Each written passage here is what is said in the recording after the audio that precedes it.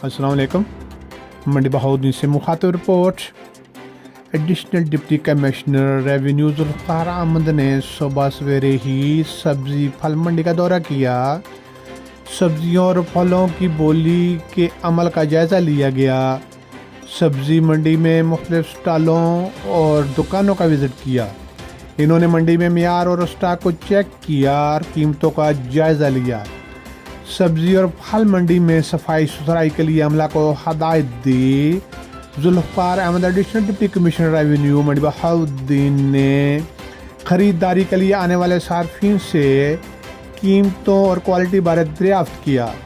इन्होंने कहा, मंडी से मार्केट तक सब्जी और फल की कीमतों को एतदाल पर रखना ज़िली इंतज़ामिया की अव्वलीन तरजीह है। हुकूमत की पॉलिसी के मुताबिक ज़ख़ीरा अंदोज़ों और मुनाफाखोरों के ख़िलाफ़ क्रैकडाउन कामयाबी से जारी है।